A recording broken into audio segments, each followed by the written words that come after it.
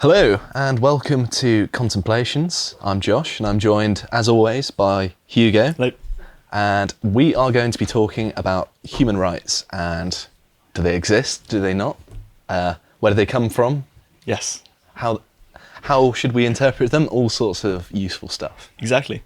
And that the first question that you ask is something that I actually wanted to ask you, because before this we had a conversation about human rights, and you kind of mentioned in the beginning that you thought that human rights, as in inherent rights, natural rights, did not exist. But then we talked about it some more, and you kind of came around a little bit to my position, and so that was.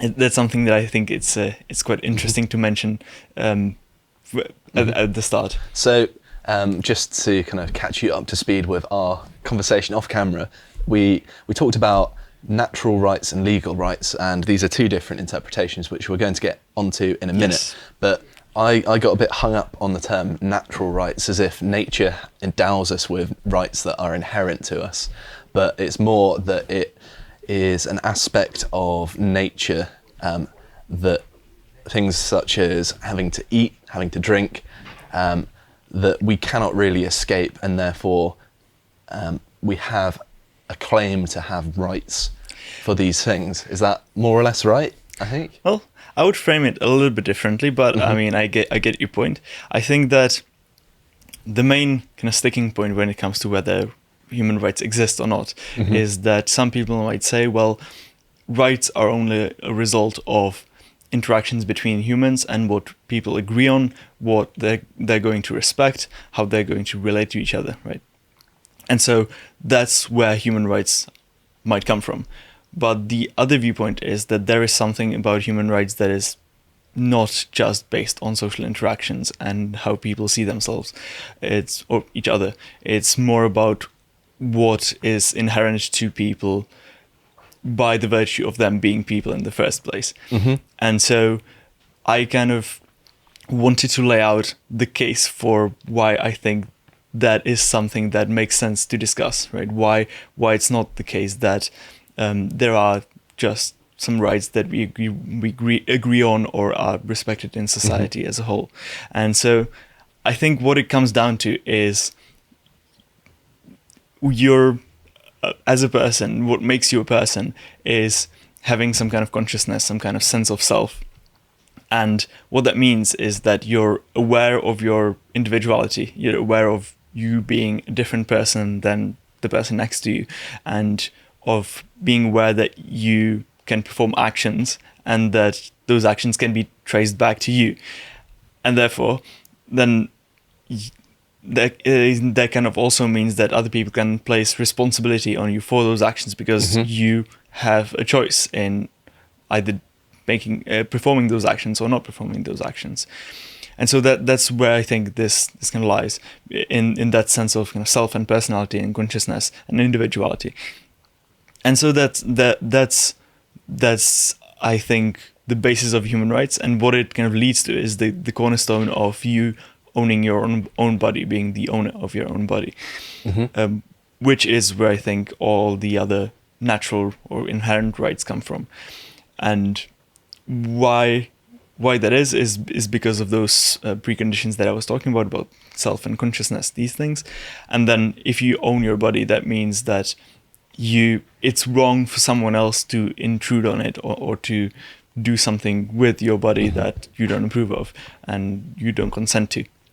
And so that also means then, well, when you do something with your hands, with your effort, when you transform something external to you, something unowned, well, then you start owning it because you mix your labor with that unowned thing. That's kind of the Lockean formula for ownership.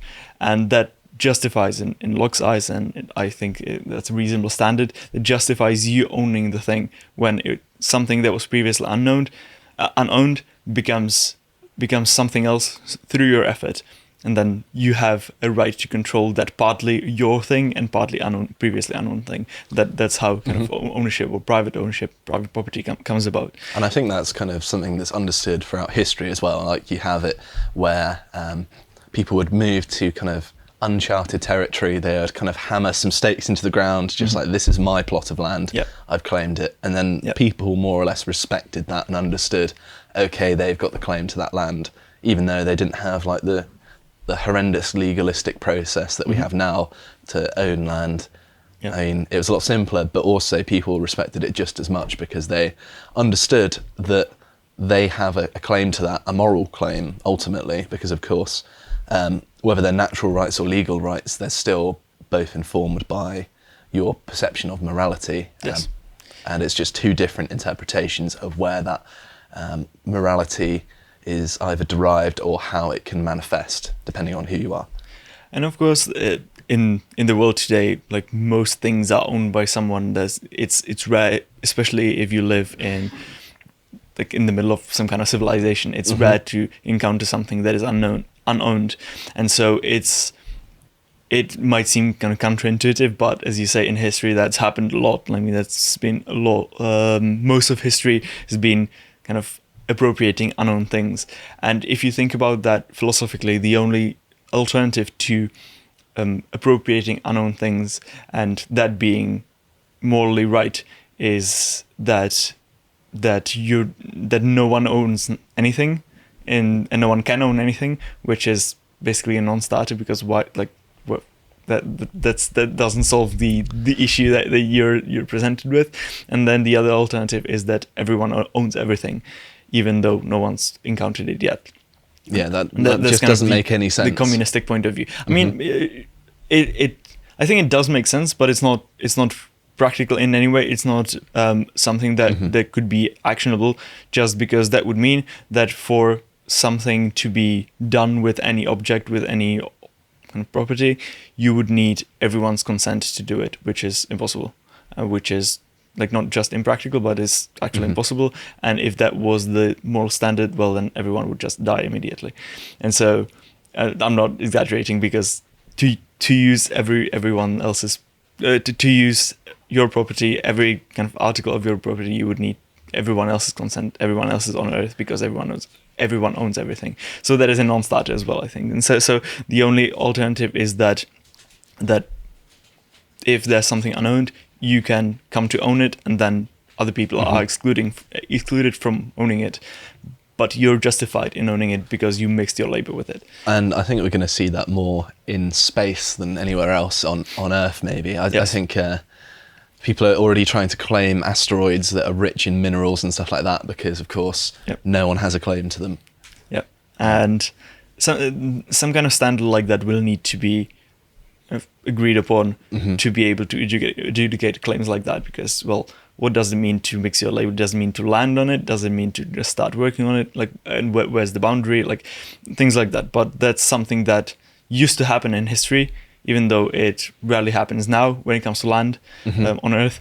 And so I think you can go back in history and see where that kind of how that went and what kind of standards there were. And I don't think we have to start from the beginning in adjudicating those cases. Yeah, so in the case of land ownership, that's something that was probably seen originally as a natural right, although they wouldn't have perhaps characterised it in that way. Yep. But it's now kind of moved on to a legal right, and it kind of shows how the same thing can change over time based on how people perceive it morally, I suppose. And I want to say a couple of things. Just because something also becomes a legal right doesn't mean it stops being a natural right. Of course, yeah. And also that we never really introduced the main divides between different conceptions of rights. And so this particular dividing line that we're talking about now is between natural rights and legal rights. And what that involves is whether people have rights in and of themselves, whether it's inherent in them as people, or whether it's something that arises in society. That's something that I talked about in the beginning, but I never gave it those names. So when you say legal rights, that's what you mean, is that the rights come from the legal system and are a product of that legal system. I think most of the rights that are kind of up for debate and being proposed now are a form of legal right. It's something that isn't necessarily intrinsic to human beings. You see people saying, oh, healthcare is a human right. Well, I mean, before there was such a thing as healthcare, it's very difficult to argue that. Therefore, it is clearly something that is contrived and a legal right, and it's more closely associated with that than saying you have a right to, exist. But it's even clearer with things like the internet, right? Because you can say, well, healthcare has always been there in some form or the other, so you have to have the standard appropriate to that age. But internet hasn't. So that's a much clearer case of what you just said. Yeah, I think there's a stronger case for having a right to access to the internet now as well, because it's basically impossible to have a job or function in a society without some degree of access to the internet. Not suggesting that the government should mandate it, because of course when people are saying, oh, you have a right to such and such, what they quite often mean is you have a right to get given this for free through a socialistic government practice. But this is probably jumping onto something we're going to touch on later, but there's a notion of rights as being the government cannot infringe on this, which is the negative liberty position, and the government should kind of help you out with something, which is the positive liberty position. But we're going to touch on that later, and I'm kind of spoiling it. But I did want to mention something that I find interesting in today's kind of political climate and political discussion, and that is that if you say that people have the right to X, what they mean is dependent on what X is, right? And so when it comes to some things, it means the government can't do something to prevent you from enjoying X or obtaining X, or kind of doing something with it if you already have it.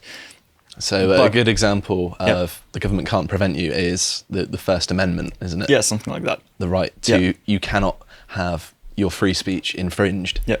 And then you have the other example, which applies in other cases for some reason, where if you say someone has a right to X, that automatically means the government should be the sole provider of X, and X should be provided by the government to everyone for free, in exchange, like paid by taxes, of course. And so those two things are very different, but they are people talk about them. People use the same words to refer to them, and I don't understand exactly why, because you could use that word to mean the same thing in every case, right? But with some class of things, you use it to mean something, and with some other class, you mean. I presume that that's just kind of a historical development thing, from history, from politics. Like if you, that's a result of kind of political campaigning and kind of manipulation. Let's say propaganda, like these things. Like it sounds bad, but with some of these issues, some of these topics, it's come to a point where it's spoken of that way that often that everyone just sees it that way automatically and doesn't consider that it's really weird that it means something else than if you use the same word elsewhere. There's always a good way of telling between the two, is that you can change the word right with freedom. So you could say you have the, I suppose I'm going to use the word right anyway, but you have freedom from the government infringing your free speech. Yes. That doesn't sound too weird.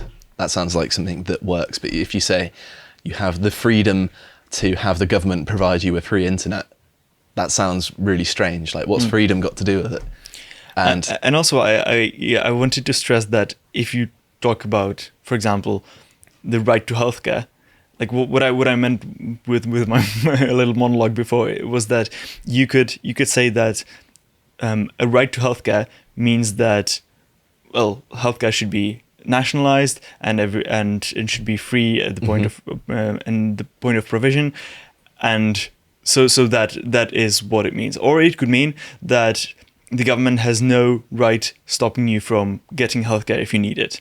Right? So the funny thing is that one of those I agree with and the other I don't. Yeah. Obviously, I think the government shouldn't prevent you from getting healthcare if you want it. Yeah.